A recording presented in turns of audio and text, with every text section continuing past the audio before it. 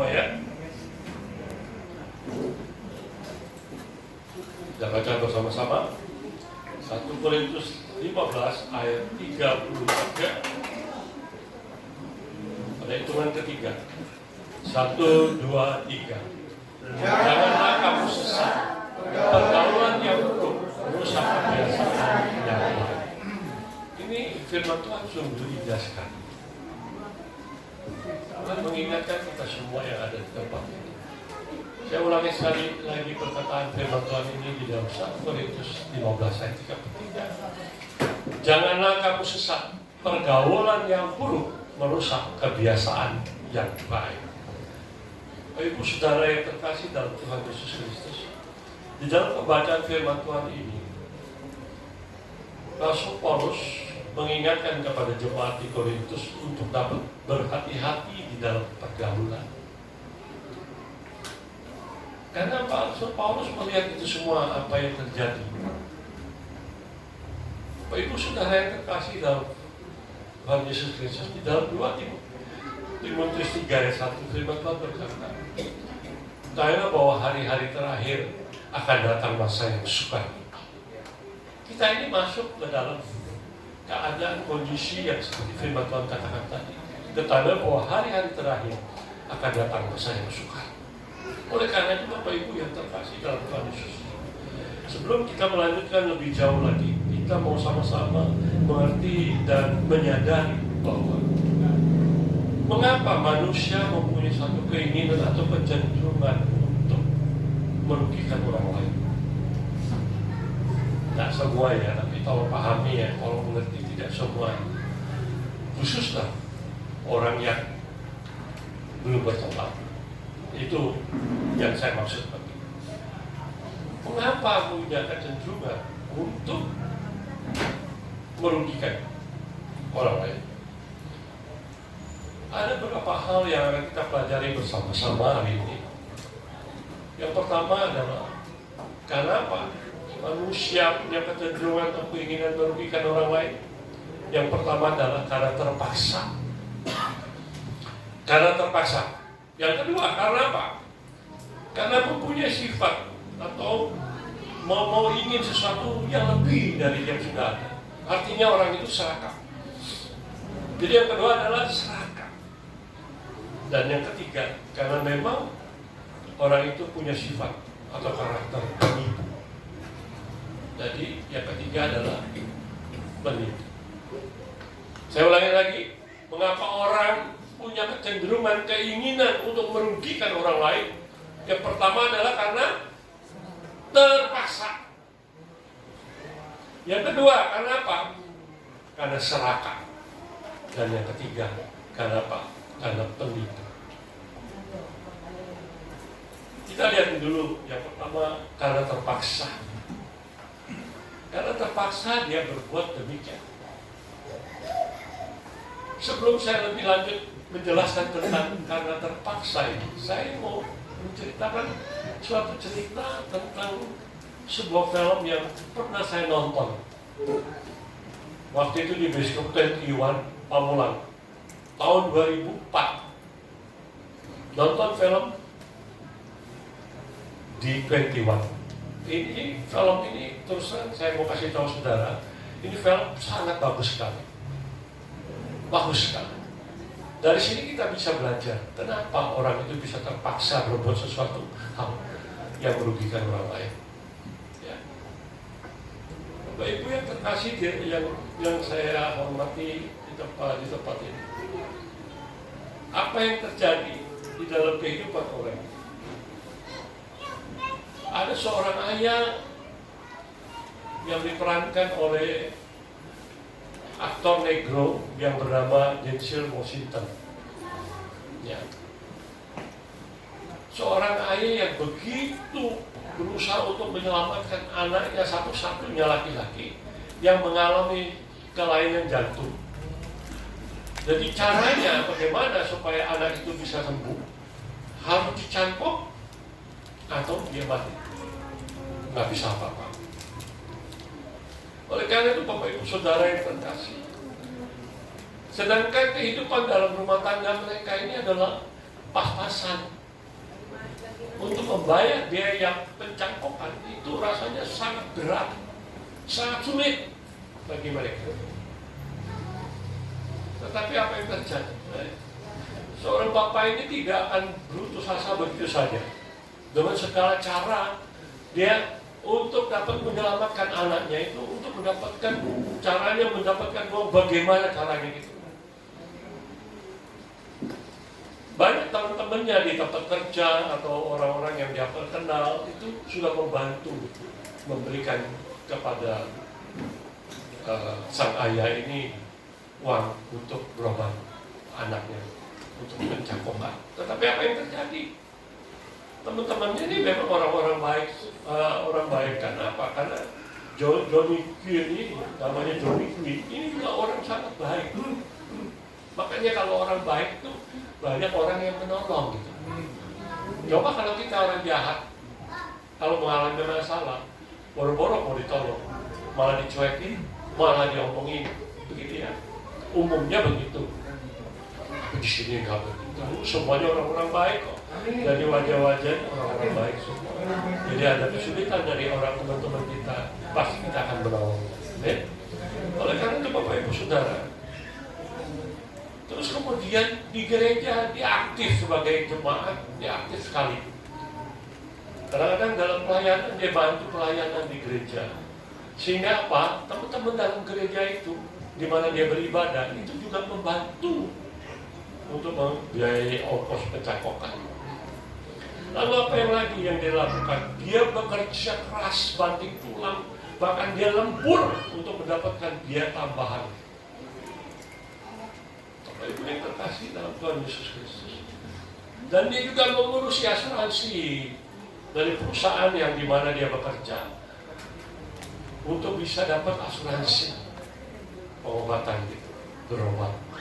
Tapi apa yang terjadi? Ternyata perusahaan mereka di mana dia bekerja itu mempunyai suatu hal yang penyimpangan terhadap pihak asuransi. Mungkin nggak bayar atau apa, saya nggak jelas. Tapi yang jelas di sini pihak asuransi tidak mau membiayai. Karena apa? Karena ada penyimpang dari perusahaan di mana dia bekerja itu. Sedangkan waktunya segala usaha yang sudah dilakukan sudah sangat-sangat membuat dia terdesak. Bayangkan, anaknya sudah mendekati ajal, sudah hampir meninggal. Lalu apa yang terjadi? Rumah sakit meminta kepada orang tua ini supaya apa? Segera dapatkan uang untuk pencangkokan ini. Kalau enggak, bawa pulang saja anakmu kalau nggak bisa. Dan istri dari rumah telepon dia ada di rumah sakit, telepon dia, lalu berkata, bagaimana anak kita? Bagaimana uangnya? Ada? Marah-marah, ngambek, nangis. Pokoknya nggak mau tahu. Anak saya, anak kita harus sembuh segera. Dan apa yang terjadi? Waktu teleponnya dimatikan, dibanting oleh istri. Itulah yang terjadi. Sangat-sangat besar. Saudara-saudara yang terkasih dalam Tuhan Yesus Kristus, hal inilah yang mau saya sampaikan kepada saudara. Karena terpaksa, kepepet. Kalau orang sudah kepepet karena desakan, karena keadaan, dapat membuat atau menciptakan seseorang berbuat tidak baik. Pernah lihat nggak kalau orang terpaksa berbuat sesuatu hal yang tidak baik? Mungkin ada yang pernah mengalami di sini. Kadang-kadang itulah yang terjadi dalam hidup. Karena sudah nggak bisa ngapa-ngapain, sudah tidak bisa lagi. Apa yang dia lakukan? Terpaksa berbuat seperti itu. Tapi apa yang terjadi? Dia akhirnya menyandra perawat, dokter, dan pasien yang ada di rumah sakit dengan pistol, dia todongin senjata. Maksudnya apa? Supaya dokter itu segera mencangkok anaknya. Nah, di akhir cerita nanti diceritakan bahwa ternyata pistolnya itu nggak ada pelurunya, Cuma dia gaya-gaya aja, nakut-nakutin orang. Akhirnya apa yang terjadi? Terjadilah yang dilakukan oleh dokter. Akhirnya diadakan pencakokan. Pencakokan berjalan dengan baik. Disandra, odongin pistol, langsung aja terjadi. Terus kemudian ini yang sangat mengesankan. Pada saat mau pencakokan itu berjalan, sebelumnya dia mau bunuh diri dulu, gitu loh, mau bunuh dirinya. Untuk apa? Ambil jantungnya untuk dicangkokkan kepada anaknya. Tapi dia sudah sempat untuk menyandera dan akhirnya itu proses berjalan, pencakokan berhasil dengan baik dan anaknya bisa selamat. Lalu dia masuk ke penjara. Satu hal yang saya mau kasih tahu sekarang, sungguh luar biasa. Saya waktu nonton itu bisa nangis loh. Kan Denzel Washington ini seorang aktor yang hebat banget. Dari dulu saya senang nonton film kalau dia yang main. Orang tinggi besar, orang dulu orang itu. Oleh karena itu Bapak Ibu yang terkasih dalam Tuhan Yesus Kristus, orang bisa melakukan segala sesuatu karena terpaksa yang merugikan orang lain. Kalau kita lihat sama sekali ya di dalam hidup kita masing-masing, kita yang terlebih. Biasanya orang-orang yang memaksakan kehendaknya itu adalah siapa? Biasanya siapa? Di dalam kehidupan berumah tangga lah, kira-kira siapa? Biasanya istri kita, ibu-ibu. Maaf, saya nggak nyindirin ibu-ibu yang ada di sini, tapi saya percaya ibu-ibu dan istri-istri yang di sini adalah orang-orang yang baik. Amin. Amin.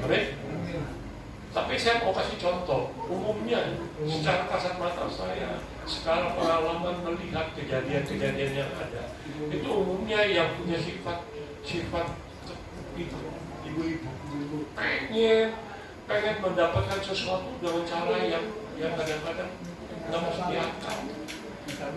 Suaminya udah tahu nggak punya uang, pokoknya nggak mau tahu gitu. Ya, kadang-kadang begitu. Pengen beli sesuatu lalu pamer kepada tetangga, nggak mau kalah.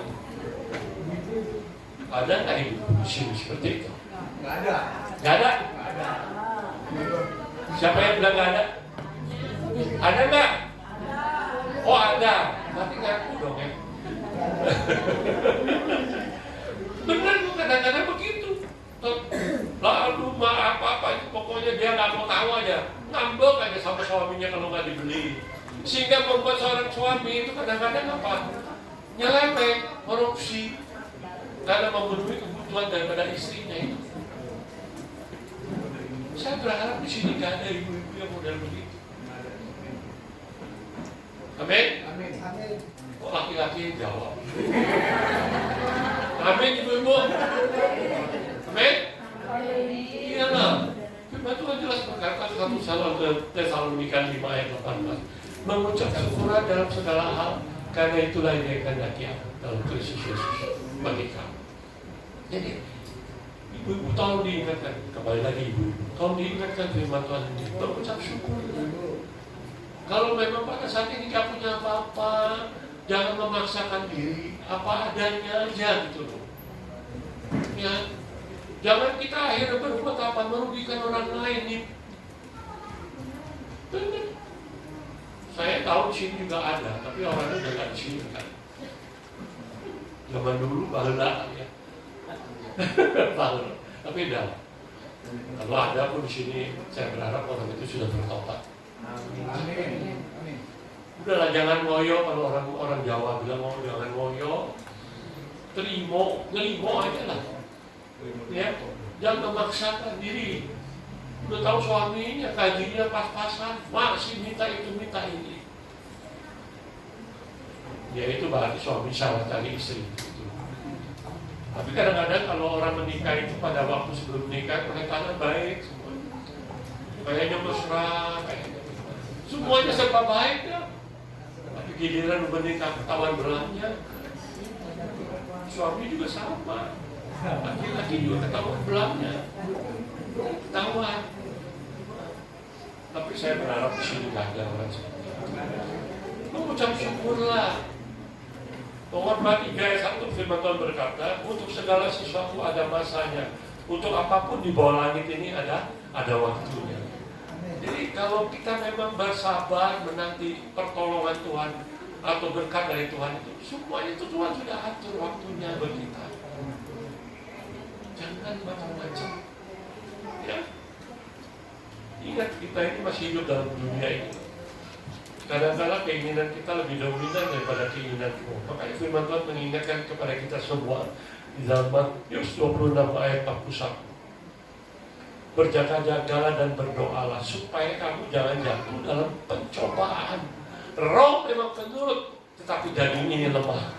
Artinya apa? Keinginan daging kita lebih dominan daripada keinginan roh. Oleh karena itu kita harus berjaga-jaga. Jagalah hatimu. Kita harus jaga hati kita masing-masing. Sebab karakter atau sifat seseorang itu timbul dari hati dan pikirannya. Ya, dari hati dan pikirannya. Baik hati yang jahat atau hati yang baik. Dalam Amsal dijelaskan di dalam Amsal 15 ayat 3. Mata Tuhan ada di segala tempat mengawasi orang jahat dan orang baik. Tuhan tahu apa yang kita lakukan, apa yang terjadi dalam hidup kita. Mazmur 33 ayat 13, Tuhan berkata, Tuhan memandang dari surga, Ia melihat semua anak manusia. Ingat, hati baik, hati jahat, semuanya terbuka di hadapan Tuhan. Tuhan tahu apa yang ada dalam lubuk hati. Semuanya telanjang di hadapan Tuhan.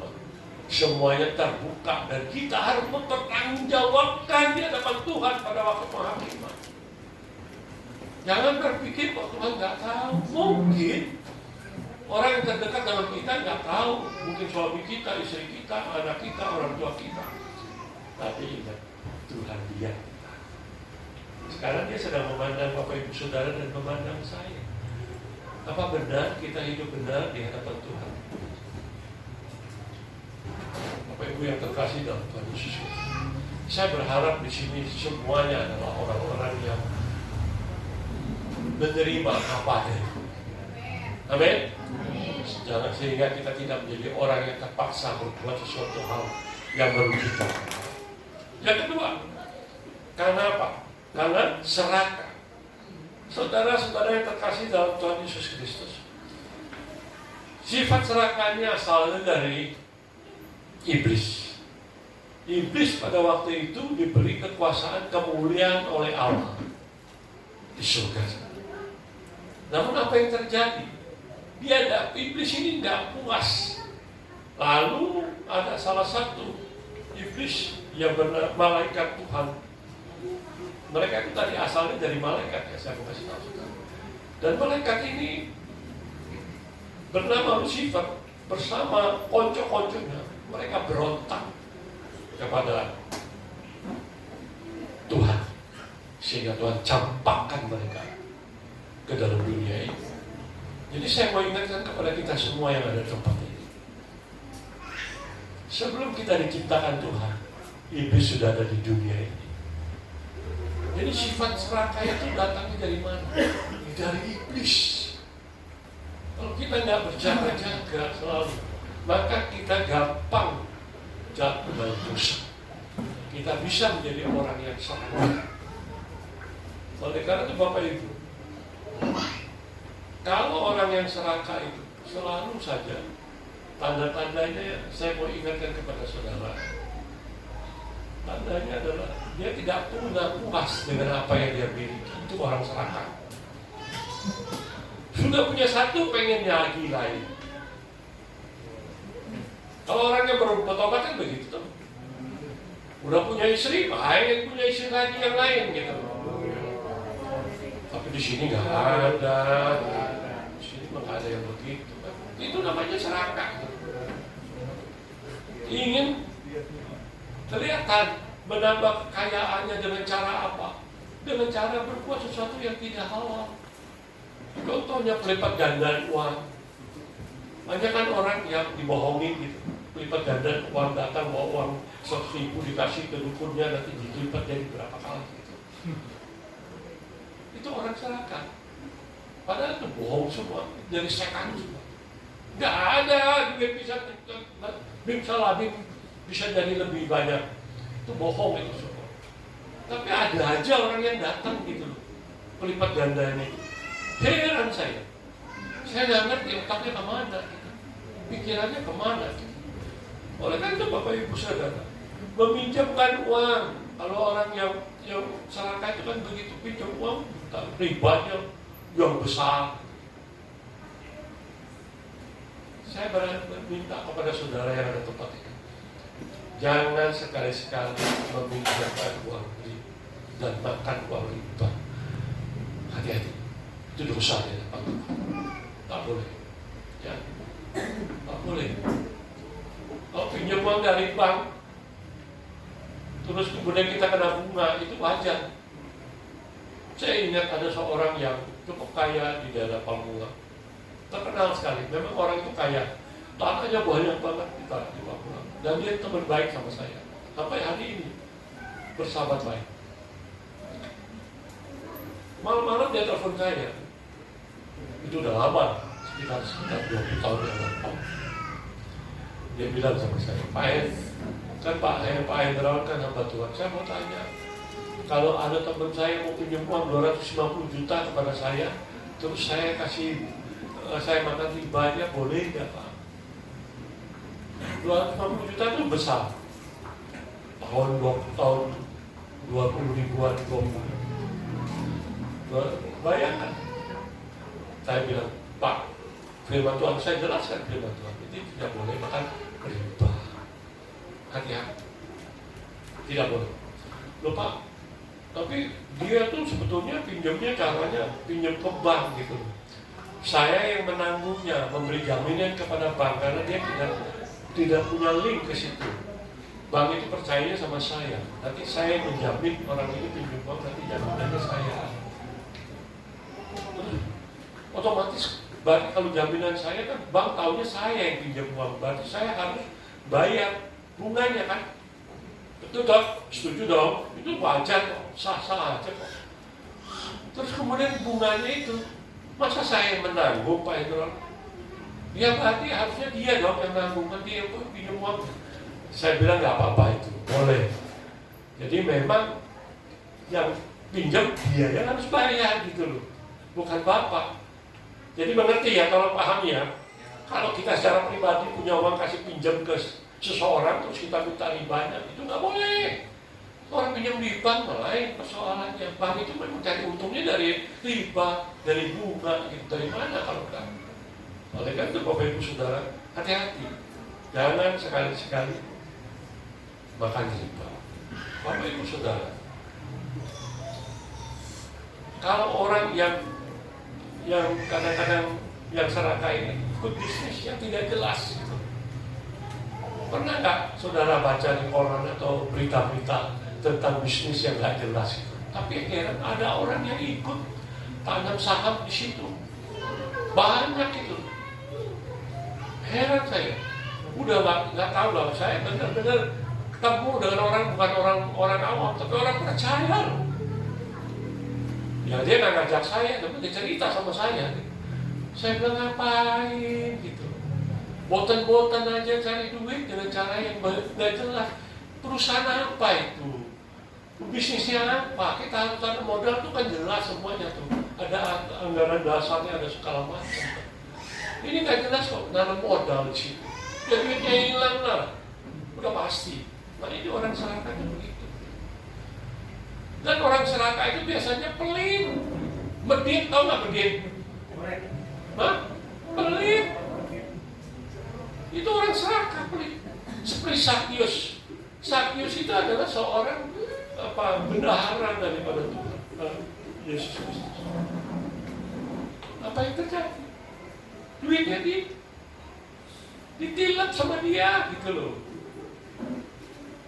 Dan dia makan sogok dari perwira-perwira Bapak Ibu yang terkasih dalam Tuhan Yesus Kristus. Dia pikir, tapi saya heran ya. Maaf, tapi jangan tersinggung ya. Saya mau sedikit aja ngomong. Tapi saya heran, kenapa orang pendek itu selalu pikir. Bukan kita yang ngomong. Saya ketemu puluhan orang gitu, bukan satu orang. Orang pendek itu. Nggak ada, sini saya nggak lihat. Nggak ada satupun. Nggak ada. Bukan saya juara kan. Saya berani ngomong ini, saya lihat dulu. Dari tadi saya pantau dulu, ada juga yang pendek gitu. Kalau ada yang pendek, saya nggak berani ngomongnya. Takut dia tersinggung gitu. Pendek. Saya justru pendek. Seperti siapa? Ateng, tau Ateng? Nah, kayak gitu. Dan biasanya orang pendek itu licik gitu. Kiat kalau orang Tionghoa bilang. Pinter memang. Nipu orang.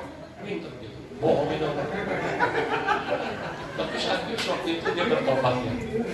Dia bertobat. Dia mengaku dosa di hadapan Tuhan. Tetapi salahnya dia bunuh diri. Dia gantung diri gitu.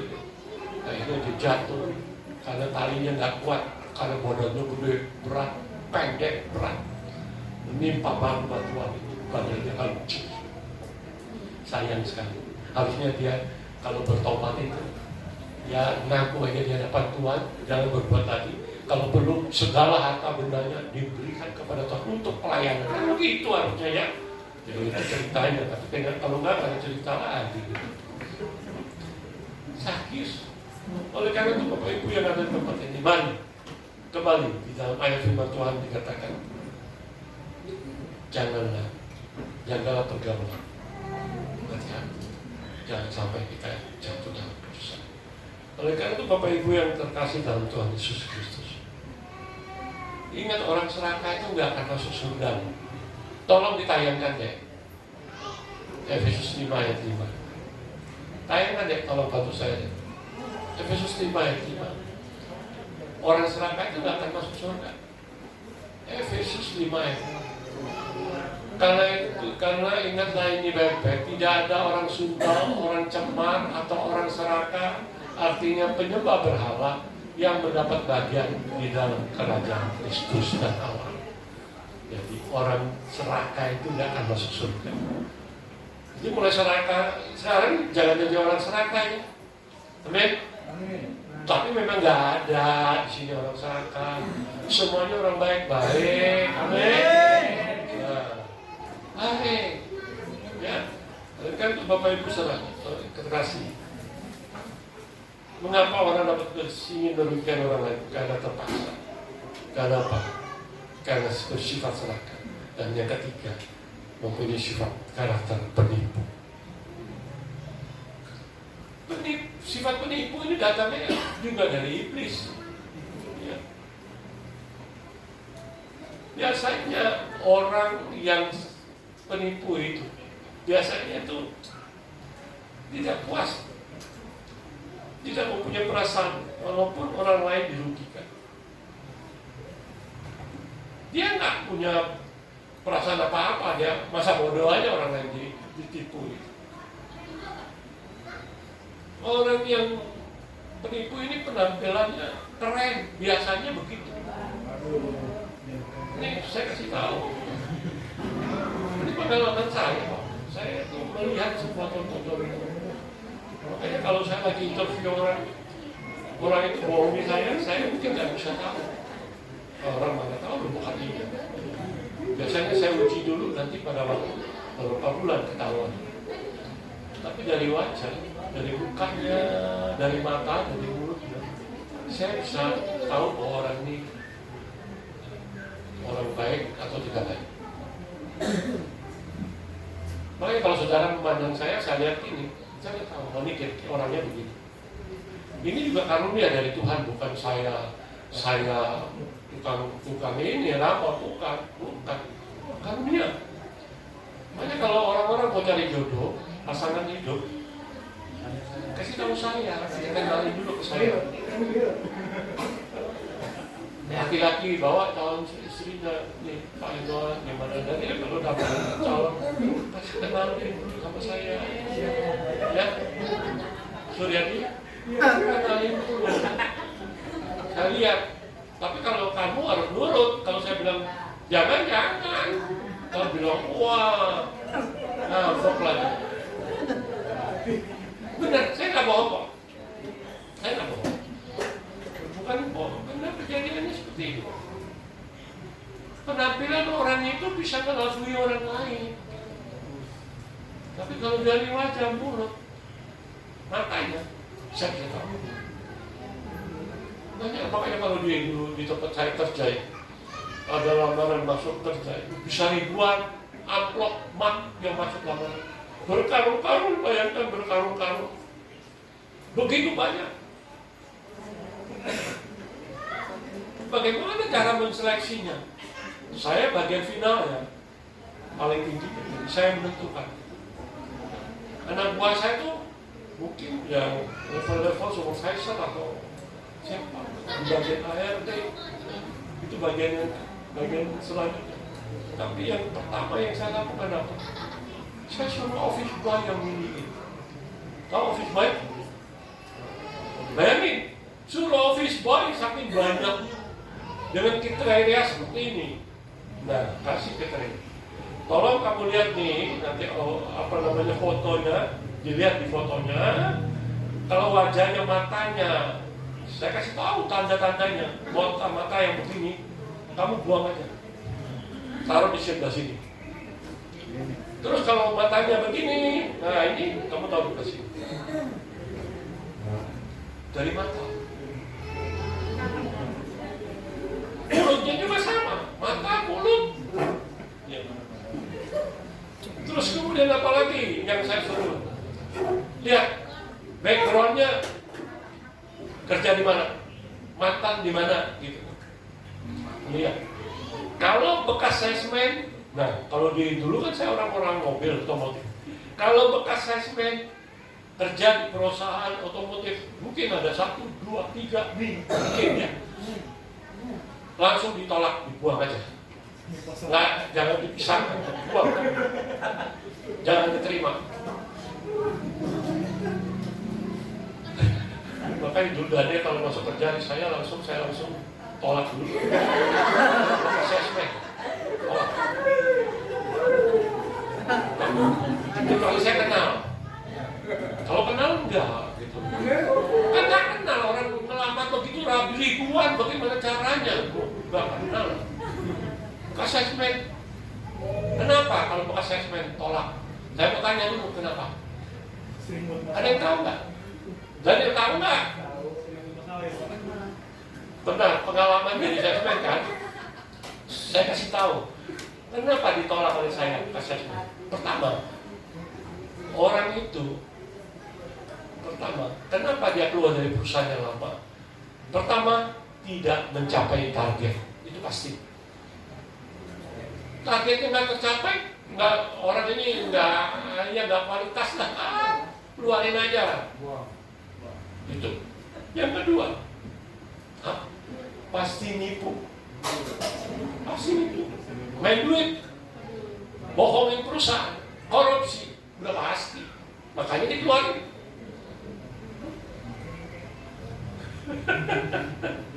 Ya, tapi dari rumah dia nggak keluar kan? Dikeluarin kan yang betul.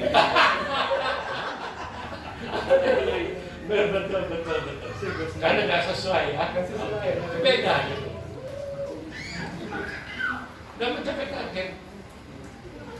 Yang ketiga, biasanya orang ini nyeleweng. Nyeleweng dalam arti apa? Maaf ya. Biasanya itu kalau salesman udah punya duit, dia punya istri, dia cari lagi perempuan lain. Bener. Ini kan saya bilang pengalaman dari contoh-contoh yang ada. Itulah yang terjadi. Nggak jauh-jauh. Nyeleweng, kalau makan duit, terus duitnya apa? Buat wifi dengan perempuan lain. Itu orang. Makanya sesudah dapat sekian banyak, tinggal misalkan berapa gitu, nanti bagian A ada yang periksa atau supervisor, terus kemudian finalnya baru saya ya. Terima atau tidak. Karena kalau pimpinan sampai kepala cabang aja itu harus melalui saya gitu. Bayangkan, ini bukan karena hebat saya loh, saya udah bilang, saya tidak ada apa-apa, ini karunia dari Tuhan. Level-level seperti itu. Makanya kalau tadi mau kawin itu, saya bilang menikah bawa calon pada saya itu supaya apa? Ada teman saya laki-laki baik orang, saya sebetulnya teman baik. Cuma saya orangnya keceplosan, memang orangnya gampang ceplosan aja gitu. Ngomong apa adanya. Saya bilang, kamu mau kawin, gak salah kamu mau nikah. Paling kamu 10 tahun juga cerai. Bayangin. Karena teman saya itu nakal gitu loh. Jadi belum waktunya dia menikah gitu. Ternyata memang dan istrinya gonta-ganti. Wow, duitnya banyak. Okay.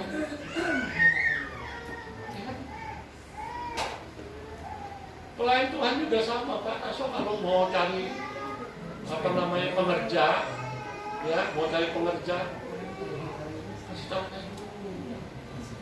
Jangan langsung diterima aja. Karena ada Pak. Kejadiannya seperti itu. Ada pengerja di satu gereja, dia keluar dari gereja itu. Saya tanya, lu ngapain kamu keluar dari gereja ini? Oh, habis di gereja ini saya kerjanya oleh Bapak Gembala cuma jadi supirnya, nganterin dia kemana-mana.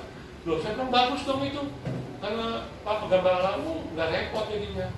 Mungkin dia belum bisa bawa mobil dengan lancar, tapi dia nggak mau tapi hanya berjalan aja, nggak apa-apa dong. Saya mau pindah di situ aja. Oh itu baik, itu enak, pendetanya gini-gini. Karena apa saya juga. Saya bilang sama dia, kalau gitu kamu pindah sama dia. Saya kasih waktu cuma 5 tahun kamu. Pasti kamu keluar. Nggak tahan sama dia. Sama ini nggak masalah, saya bilang. Kalau sama itu masalah. Dia keluar. Ini 5 tahun kemudian ketemu saya di gereja. Saya lagi pelayanan di gereja itu. Kok kamu ada di sini lagi? Iya Pak. Benar juga nih yang Bapak bilang 5 tahun percis nih. Tahun ini 5 tahun saya keluar dari gereja itu. Oke. Nggak bisa bohong. Apalagi Tuhan, mana bisa dibohongi. Saya aja masih bisa dibohongi kok, manusia. Penampilannya Parente. Tahu Parente ya? Oh, gaya. Ngomongnya gede. Ngomongnya gede, betul ya? Bukan orangnya gede, ngomongnya gede. Ngomongnya gede. Kenal sama si itu, kenal sama si ini. Saya kenal sama Prabowo presiden kita. Ya kenal orang fotonya aja. Kenal, ngomongnya gitu selalu. Pandai bicara, pintar ngomong. Jadi kalau orang yang pintar ngomong itu belum tentu dia betul-betul ikhlas atau memang pintarnya untuk menipu bisa. Kadang-kadang pintar ngomong itu pakai bahasanya intelek, pakai bahasa-bahasa yang, pakai bahasa-bahasa yang asing gitu, pakai bahasa Inggris campur-campur gitu. Dan biasanya orang yang seperti itu tuh, orang penipu itu mau rugi dulu, dia mau rugi dulu, kasih umpan gitu loh. Kalau saya kan hobinya mancing, bagaimana saya bisa dapat ikan? Kasih umpan gitu loh. Ya, Bapak hobi mancing Pak? Enggak, hobi mancing. Kapan-kapan bareng sama saya Pak? Oh saya hobi mancing, tapi udah berhenti semenjak pandemi saya berhenti stop. Kalau dulu mancing Pak, itu 20-30 orang saling mancing bersama anak-anak buah saya. Mereka nggak punya joran, nggak punya pancing. Saya beli kaca. Bukan gratis, suruh mereka bayar ke sana. Udah enak banget. Karena pancingan saya itu waktu itu nilainya 550.000 tahun dulu itu tahun apa namanya sekitar udah lama lah ya. Itu mahal dan joran itu bagus, pancing itu reelnya segala macam bagus Pak, kuat Pak. Mereka bayar ke saya ada yang sebulan, ada yang setengah tahun, ada yang setahun. Lunas betul. 30 pancing saya beli, bagi satu orang semua mancing semua. Wah, luar biasa. Ini zaman dulu kalau kenal mancing, saya suka mancing, gampang. Saya Devian tuh dulu. Hobi, saya hobi sekali. Masukin ikan 30 kilo, mancing rame-rame. Bikin pertandingan antara kita. Udah mancingnya udah nggak kayak ini. Lomba-lomba, saya udah nggak main lomba-lomba. Mancing tahu ikan, pancingin rame-rame. Udah jelas 30 kilo ada ikan di situ, ya mancing. Kadang-kadang memang dapat ikannya, kirimannya ikan lagi dari Purwakarta atau segala macamnya, itu tak datangnya jalannya goyang-goyang mabuk sampai dia empang dijemurin, mabuk ikan itu nggak mau makan begini, lah rugi deh kita. Jadi kita harus cari ikan yang segar baru masukin kita. Kalau yang baru dari tempatnya itu plastik itu yang besar dimasukin, ikannya kamu makan. Adaptasi dulu dengan air, dia mabuk, mancing gitu sampai tua juga nggak dimakan. Jadi kalau orang itu nipu itu kasih umpan dulu, gitu. Benar kasih. Bagaimana mancing kalau nggak ada umpannya? Pasti ada umpannya. Pak, sorry kalau soal mancing ya. Saya bukan sombong diri, tapi ini kenyataan. Kalau saya mancing zaman dulu, kalau lagi lomba-lomba atau kalau saya udah datang, itu orang yang kiri kanan saya udah, waduh ada lawan, habisnya ikannya sama dia gitu. Karena ikan saya, umpan saya, zaman sekarang mau umpan udah macam-macam pakai SN, tapi dulu zaman umpan saya itu luar biasa. Kalau dulu orang beli umpan sebungkusnya mungkin sekitar 2.000, saya punya umpan itu satu bungkusnya. Kalau saya ukur bikin itu nilai rupiahnya itu 25.000 satu bungkus. Bagaimana ikan nggak tertarik? Pasti. Jadi begitu juga penipu itu begitu gitu. Ya, gampang nih, mudah sekali. Kalau beli barang itu nggak kena nawar, langsung beli aja. Nah itu penipu, hati-hati itu. Itu model-model begitu hati-hati. Dan saya mau ingatkan kepada kita semua, orang penipu itu bukan orang lain yang tidak kita kenal atau baru kenal. Hati-hati. Kalau orang yang baru kita kenal, kita kan berjaga-jaga dong. Benar gak? Benar. Ini orang mau dia apa nih? Mau dia jahat atau apa? Kita jaga-jaga, wawas gitu. Jadi orang yang tidak kenal. Jadi orang penipu itu biasanya orang yang kita kenal. Benar. Suami kita, istri kita, teman kerja kita, teman di gereja kita, orang yang tidak kita sangka-sangka itulah penipu. Bagaimana cara membedakannya? Makanya kita bukannya berjaga-jaga terhadap orang yang tidak kenal, tapi dengan orang-orang yang ada di sekitar kita pun kita harus berjaga-jaga. Kita nggak nyangka orang model begitu adalah penipu. Hati-hati Bapak Ibu Saudara yang terkasih dalam Tuhan Yesus Kristus. Tapi kita punya, saya mau ingatkan kepada saudara yang ada tempat ini. Orang baik itu bukan kalau kita lagi susah dia mau nolong kita. Tapi orang baik itu adalah mau bersahabat dengan kita dengan baik, tanpa ada neko-neko. Dan dia masih mau bersahabat dengan kita, walaupun kita dalam kesulitan, dia masih mau membantu kita. Itulah sahabatnya. Tidak gampang dapat sahabat yang baik. Tuhan Yesus itu adalah sahabat kita yang lebih daripada baik. Sahabat yang ajaib. Dia rela mengorbankan nyawanya buat kita. Oleh karena itu Bapak Ibu yang terkasih dalam Tuhan Yesus Kristus, mari kita harus berjaga-jaga. Janganlah berpikir dengan pikiran yang kita harus berpikir mengenai surga, bukan pikir yang di bumi. Siapa di dalam Kristus adalah ciptaan baru, yang lama sudah berlalu, sesungguhnya yang baru sudah datang. Jadi kita harus hidup baru kan. Dan kita harus tahu bahwa dunia sedang lenyap dengan segala keinginannya.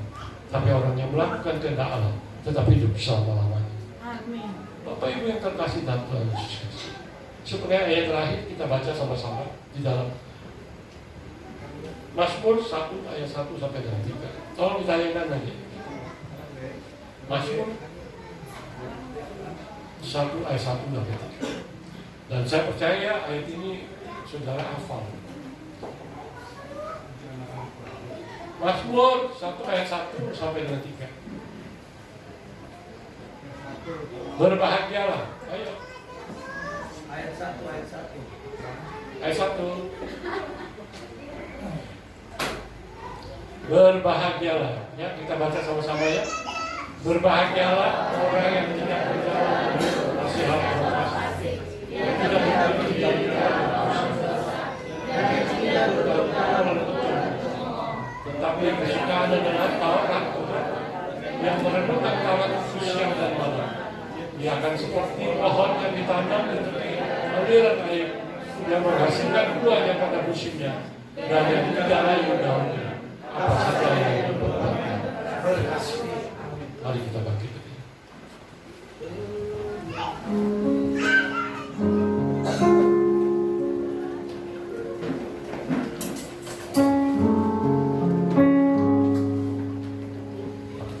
Kita dengan pujian, ajar kami Tuhan menghitung hari-hari